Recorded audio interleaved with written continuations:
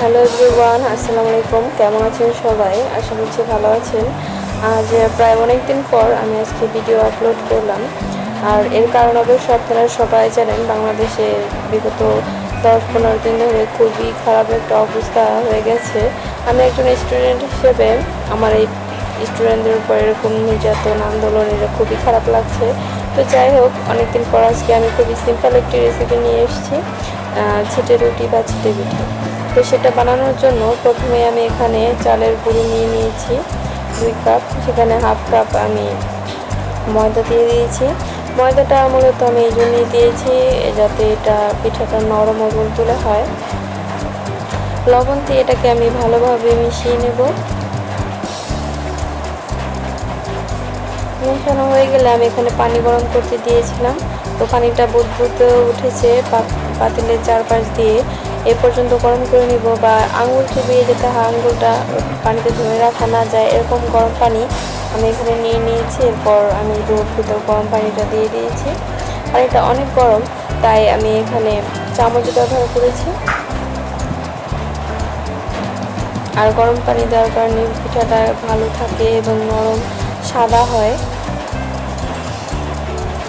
তো এটাকে আমি পানি অল্প অল্প করে দিয়ে আমি এটাকে মিশিয়ে নেবো একসাথে। সবগুলো পানি দিলে পানিটা হয়তো বেশি হয়ে যাবে বা ডোটার ভিতরে গুটুরি লামস থেকে যাবে।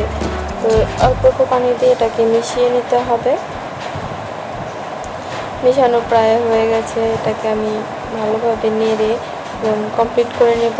তো এ পর্যায়ে আমি আপনাদের দেখিয়ে দিচ্ছি এটার ডোটা কতটা পাতলা করে নিয়েছি। এরকম একটা দেখতে পাচ্ছেন, আঙ্গুল দিয়ে এটাকে আমি চেক করে নিলাম। এ পর্যায়ে এটাকে আমি 20 মিনিটের জন্য রেস্টে রেখে দেব। 20 মিনিট পর আমি এখানে 2 টেবিল চামচ তেল দিয়ে দিলাম যাতে কড়াইয়ের ভেতর এই পিঠাটা লেগে না যায়। এরপর আমি এখানে একটা কড়াই নিয়ে নিয়েছি, অল্প একটু তেল দিয়ে এরপর আমি এটাকে তেল ব্রাশ করে দেব। আমি এখানে টিস্যু নিয়ে নিয়েছি, বা নরম তেনান দিয়ে করলেও হবে, বা তেল ব্রাশ করার ব্রাশ দিয়েও এটা করা যাবে। আমি প্রথমে কড়াইয়ে এটাকে বানিয়ে দেখাচ্ছি। এটা তেলটা ব্রাশ করে নিয়ে এরপর এখানে আমি দিয়ে দেব পিঠা। আর ছিটে পিঠা যেহেতু, তো এটা একটু আঙ্গুল দিয়ে ছিটিয়ে ছিটিয়ে করতে হয়। আপনারা অবশ্যই সবাই জানেন যারা এটা খেয়েছেন আগে পরে।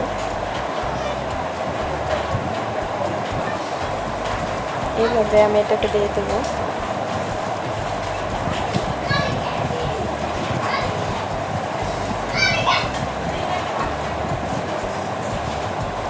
এরপর আমি ঢাকনা দিয়ে এটাকে 2 মিনিটের জন্য ঢেকে দেবো। চলে আসবে 2 মিনিট পর, এটা সিদ্ধ হয়ে গেছে পারফেক্টভাবে। এরপর এটাকে আমি তুলে নেব। এরপর আমি আপনাদের একটা প্যানে বানিয়ে দেখাচ্ছি। আর খিচুড়িটা প্যানে কিন্তু খুবই পারফেক্ট হয়, এখানে আপনাদের কোনো ডাউট থাকবে না, এটা উঠবে না। যদি ফ্রাই প্যান থাকে তাহলে অবশ্যই এটা মাস্ট হবে। তো আপনার ফ্রাই প্যান থাকলে ফ্রাই প্যানে বানাবেন।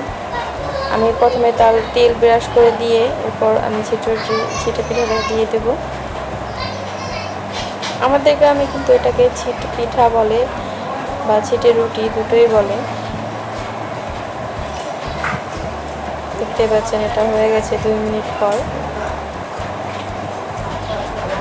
আর মেহমান আসলে কিন্তু আপনাদের হাতের সময় কম থাকলে এটা আপনারা খুবই সহজে বানিয়ে নিতে পারেন। ফ্রিজে যদি চালের গুঁড়ো থাকে তো আপনাদের জন্য এটা বানানো খুবই সহজ হয়ে যাবে, তো কষ্টই হবে না।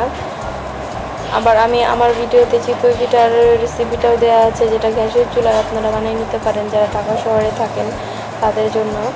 আর এই রুটিটাও বা এই পিঠাটাও কিন্তু গ্যাসের চুলায় হয়। আমি ম্যাক্সিমাম রান্না কিন্তু গ্যাসের চুলায় করি। আমি যখন আমার বাবার বাড়ি থাকি তখন আমি মাটির চুলায় রান্না করার ভিডিওগুলো করি। আর যখন আমি আমার বাসায় থাকি, মানে আমার শ্বশুর বাসায়, তো তখন আমি গ্যাসে রান্না করি। তো সব কিছুই আমি গ্যাসেই বানাই, যত ধরনের পিঠা বলেন, রান্না বলেন। তো আমি সবগুলো পিঠা এভাবে বানিয়ে নিয়েছি, দেখতে পাচ্ছেন খুবই সুন্দর। আর এগুলো কিন্তু খুবই সফট এবং খুবই নরম হয়েছে। আর হ্যাঁ, অবশ্যই আমার ভিডিও যদি আপনাদের ভালো লাগে তাহলে অবশ্যই আমার চ্যানেলটি সাবস্ক্রাইব করে দেবেন। আর লাইক, কমেন্ট ও শেয়ার অবশ্যই করবেন। আর কমেন্ট করে জানাবেন আমার রেসিপিগুলো আপনাদের কেমন লাগে, বা আমার ভিডিওতে কোনো ভুল টুল থাকলে অবশ্যই বলে দেবেন। তো আজকে এই পর্যন্ত, সবাই ভালো থাকবেন, আল্লাহ হাফেজ।